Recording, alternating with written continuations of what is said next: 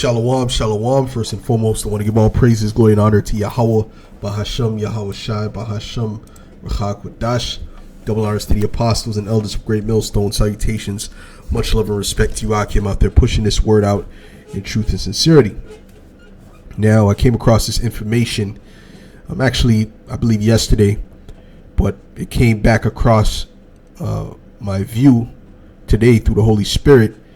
And this article reads, Putin is terminally ill with cancer and his death is coming very fast, says Ukraine's spy chief. Now, this is very relevant. Okay, if this is the truth, which I believe it is the truth, if he has cancer, then this can be something that speeds up prophecy.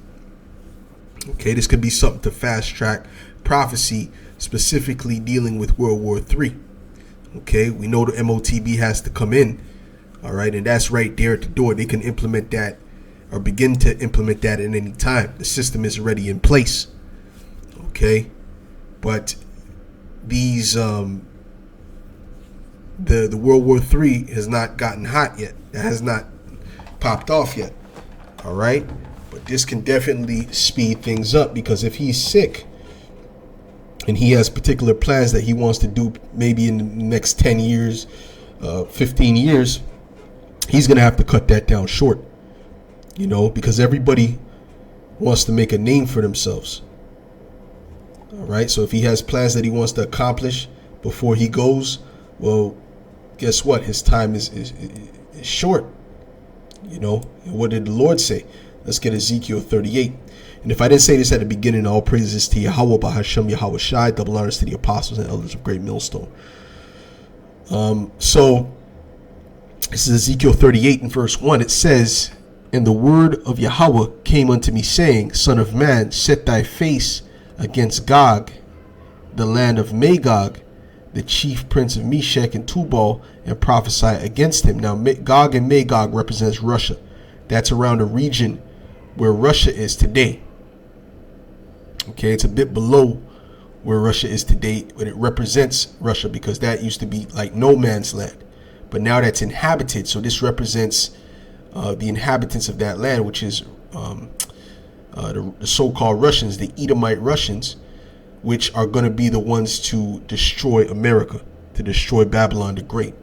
Okay, and say, Thus saith the Lord power, Behold, I am against thee, O Gog, the chief prince of Meshech and Tubal, and I will turn thee back and put hooks into thy jaw. What does it mean, turn him back? It means that he's gonna make them as they were during the USSR. Okay, the United something Soviet Union. I don't know the whole acronym right now. Matter of fact, let me see if I can look it up. USSR. Let me find the right way. It says the Soviet Union. I know it's the Soviet Union, but what's the actual acronym?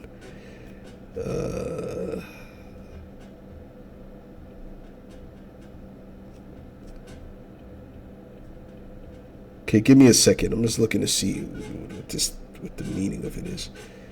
Acronym. USSR acronym.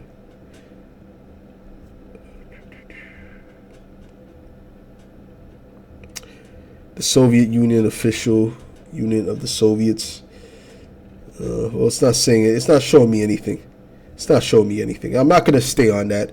It says the Soviet Union, officially the Union of Soviet Social. Okay, this is it. Okay, the Union of Soviet Socialist Republics. Okay, so it's the Union. Right? So the Union is the U, of Soviet, the S, Socialist, the other S, and Republics, the R. Okay, so that's the acronym of what it is. And that's when they were hostile towards the West. They were very much hostile towards the West. And now they're becoming more and more hostile as the time goes by. But like I said, this could make things become even more hostile, because the Lord promised he would make them hostile again. This is Ezekiel 38 and 4. It says, Again, and I will turn thee back and put hooks into thy jaws, and I will bring thee forth in all thine army, horses and horsemen, all of them clothed with all sorts of armor, even a great company with bucklers and shields, all of them handling swords. Okay, you got to picture it in modern day terms, man. You got to think about the tanks, the different guns, the nuclear missiles. All these different things are going to be used in World War III, especially those nukes. That's going to be the main thing. Okay, matter of fact, let me get Isaiah. Let me get Isaiah 9 and verse 5 to show you this is what's going to separate this war from the other wars. Isaiah 9 and verse 5. It says, "For every battle of the warriors with confused noise and garments rolled in blood. But this shall be with burning and fuel of fire." You see, this is not going to be the same as the other ones where they're screaming, running towards each other. That's the confused noise. The garments are all bloody. No, this is going to be with what? With a burning and fuel of fire from what? The nuclear missiles. Okay? And it continues and it says, Persia, Ethiopia, and Libya, with them, all of them with shield and helmet. And all of these are allies to Russia. All of these are allied, are going to be, if they're not fully allied, they're going to be allied. Like I believe Persia, India has some sort of ties to the West, but they're still leaning towards Russia. Okay? Now Ethiopia, they're riding with Russia. Okay? Libya, they're riding with Russia. All right? Like I said, the ones that are not fully with them yet, that are supposed to be with them, they're gonna start to lean more and more towards Russia. It says all of them with shield and helmet. Gomer and all his bands, the house of Togomar. I believe Gomer is Turkey. Okay, and all his bands, and they have big problems with America. Okay, the house of Togarmah of the north quarters, and all his bands, and many people with thee. Be thou prepared, and prepare for thyself, thou and all thy company that are assembled unto thee, and be thou a guard unto them. Right, the BRICS nations, right? Because you have the NATO and the EU, but then you have the BRICS nations, which are countering that.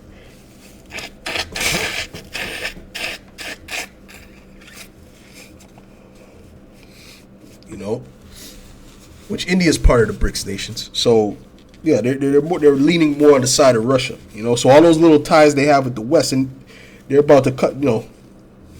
Especially with America, they're about to completely turn on America, right, and go directly into what? World War III. It says, and it says to be a guard unto them, because Russia's the one that's protecting them. That's the big kid on the block. Just like America is protecting their allies, are supposed to be protecting their allies. Okay. It says, after many days thou shalt be visited, in the latter years thou shalt come into the land that is brought back from the sword, and is gathered out of many people, against the mountains of Israel, which have been always waste, but is brought forth out of the nations, and they shall dwell safely, all of them. Let's see here.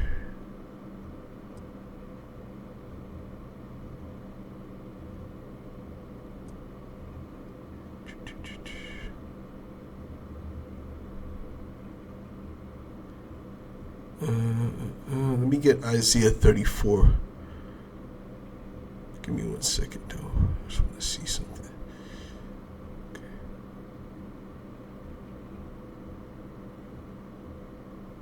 Okay, let me get Isaiah 34. This is Isaiah 34 and verse 1. It says, come near, ye nations, to hear, and hearken, ye people. Let the earth hear, and all that is therein, the world, and all things that come forth of it.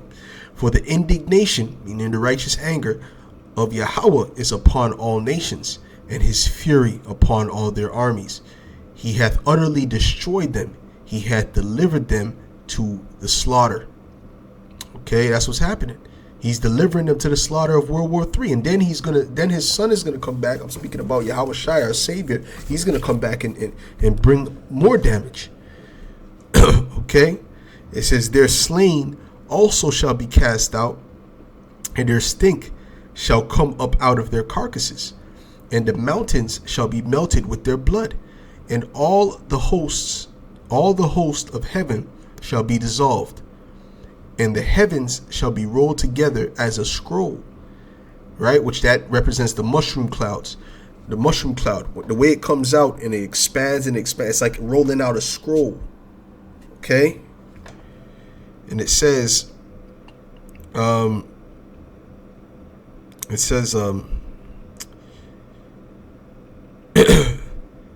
they used whatever they had in that time to describe what they were seeing. They didn't have nuclear missiles. They didn't have explosives, okay, or guns or things of that nature. So they described these things as they could for that time. It says, and all their host shall fall down, and the leaf falleth off from the vine, and as a falling fig from the fig tree.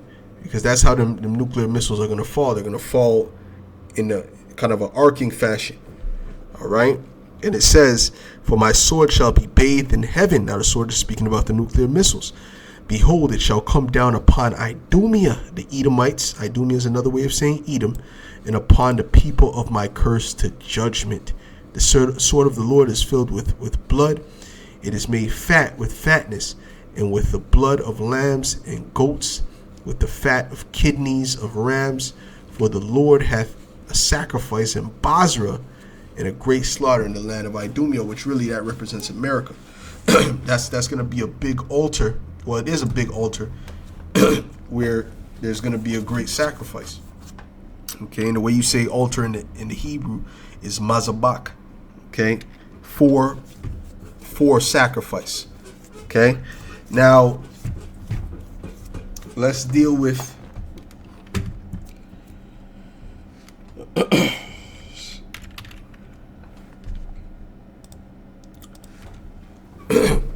Lord's weaponry. Okay, the Lord's weapon. The Lord's weapon, also known as the Lord's army, which are those nuclear missiles.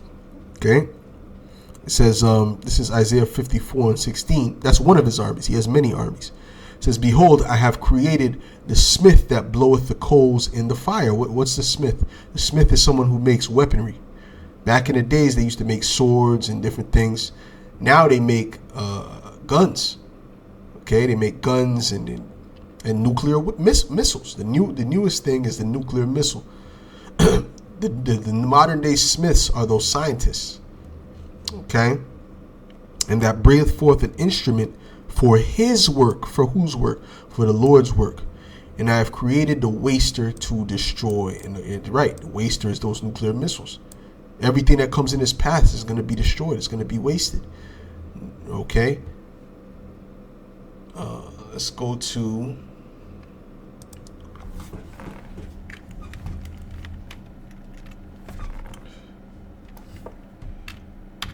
Isaiah 13. Okay, because this is what the Lord is setting up to happen. He's setting up for Babylon to be destroyed, man. That's what he's setting up. Okay. This is Isaiah 13:4. It says, the noise of a multitude in the mountains, like as of a great people, a tumultuous noise of kingdoms, of nations gathered together. Yahweh of hosts mustereth the host of the battle. What does it mean, mustereth? It means he's starting it. Let's look up the word mustereth.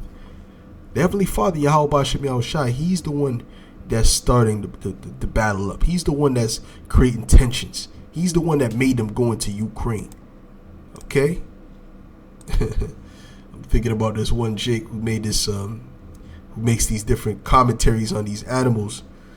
You know, I'm the one that does this. I'm the one. There's one. Anyways, man, if you've seen it, you know what I'm talking about, man. This guy's very funny. But anyways, it says for the word for mustereth, it says number, visit, punish, appoint. Okay, commit, miss, set, to charge, to governor, lack, oversight, officers, counted. Okay, let's look at these words. It says to attend. Okay, to muster, to number, to reckon, to visit, to punish, to appoint, to look after.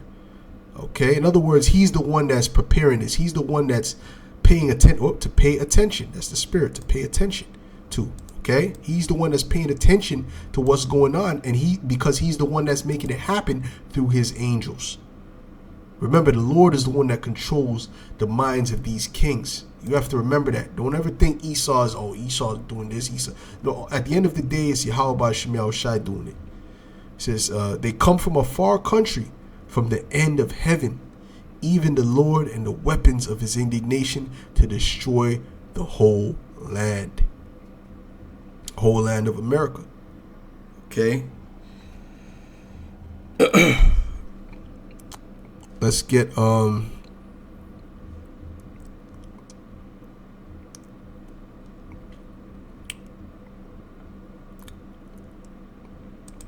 Proverbs 21:1. It says, the king's heart is in the hand of Yahweh, as the rivers of water, he turneth it whithersoever he will. Okay, so Yahweh Hashem, Yahweh Shai is controlling the minds of these kings. Let's get Daniel 4, verse 17. So they're not working on their own by their own will. He's hiding pride. He's directing man's steps. It's not in man to know his own way. Okay, this is Daniel 4:17. It says, this matter is by the decree of the watchers, and the demand by the word of the holy ones, to the intent that the living may know that the Most High ruleth in the kingdom of men, and giveth it to whomsoever he will, and setteth up over it the basest of men. And that was Esau, Edom. And he's still working. Okay, this is part of his work. The fact that this guy has cancer, he just found out he had cancer, or whatever the case may be. This could only be a good thing. Okay. Why? Because this is going to give him a sense of urgency. Okay, if he's that guy, which I believe he is that guy. But we'll see how everything plays out through the spirit. But this is something that would give somebody a sense of urgency, man. If they have plans that they want to fulfill, and he seems like a guy who's serious about fulfilling plans. He's not like Biden. Okay, it says in the article, it says Vladimir Putin is terminally ill with cancer and will die very soon. Ukraine's military intelligence head has claimed. Kirilo Budanov, without providing evidence, said he knows the Russian despot's death is imminent due to an ongoing illness from cancer. Budanov, who is the main intelligence director, Salakia,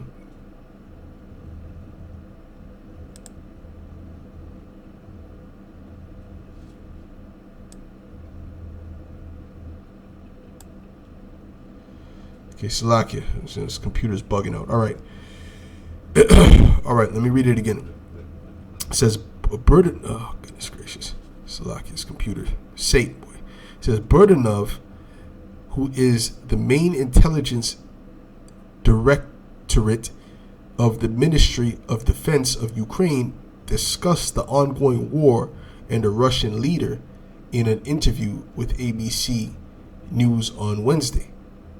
Okay, and it says he added that he expects there to be a transfer of power to another Russian crony following Putin's demise. Right. So if something were to happen, there's somebody else who would replace him.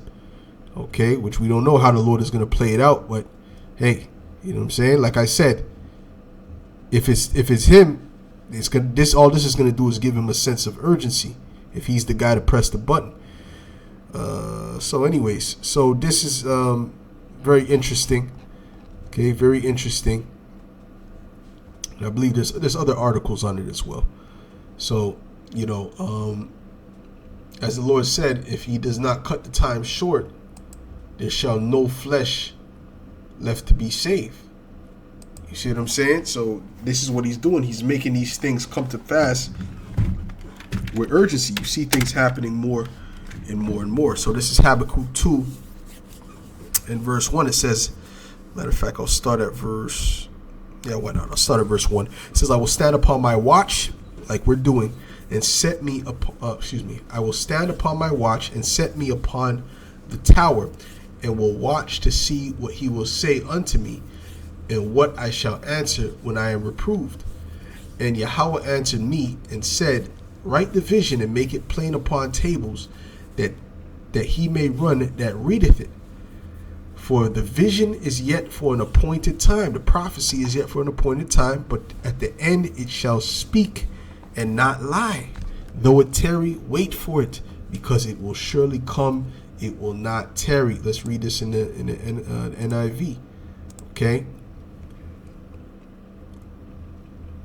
It says, I will stand at my watch and station myself on the ramparts.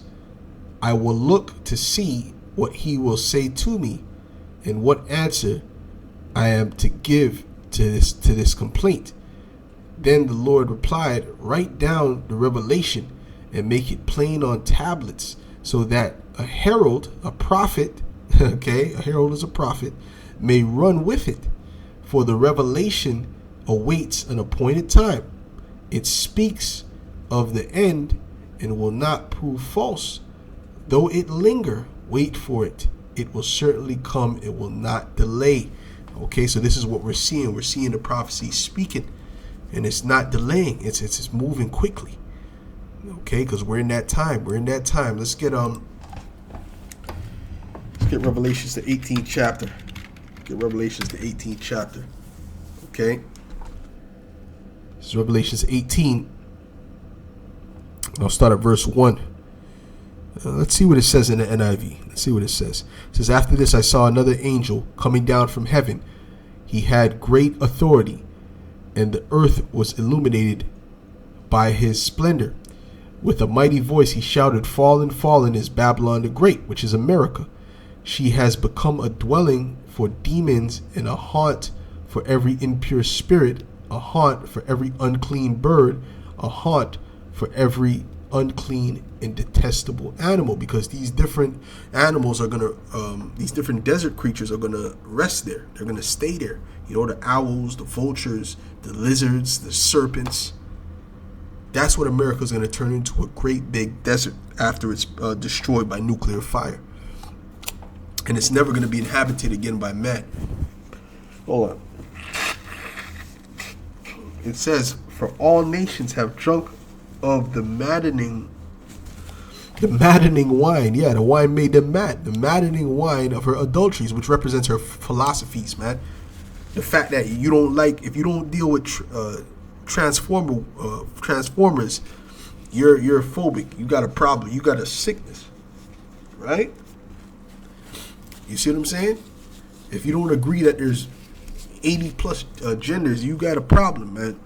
That's the madness of this place. If you don't agree that a woman is over a man, then you got a problem. Or it can do the exact same thing as a man. It's just equal with a man. She just go around screwing everybody, and no consequences to it. This is crazy. Okay, so this is the madness of the wine of Babylon. Okay, that they spread over all the earth. The kings of the earth committed adultery with her, and the merchants of the earth grew rich from her excessive luxuries. This is America. This is Babylon the Great, man. Okay?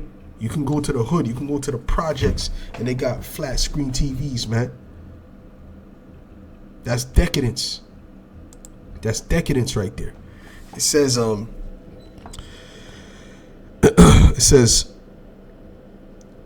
Then I heard another voice from heaven say, come out of her, my people, so that you will not share in her sins, so that you will not receive any of her plagues. And what does it mean by any of her plagues? It's really speaking about the last plague, which is the nuclear missiles. That's the last and final plague that Babylon is going to receive. Okay? It says, for her sins are piled up to heaven, and the Most High hath remembered her crimes. Give back to her as she has given. Pay her back double for what she has done. Pour her a double portion from her own cup. Give her as much torment and grief as the glory and luxury she gave herself. Woo. And America has been living in luxury, man. Complete luxury. That was the city to go to at one time. Everyone was trying to, even now everyone's trying to get to America. But there's going to be a time where everyone's going to be trying to leave America. Okay? Because it's going to be a city of hell, man.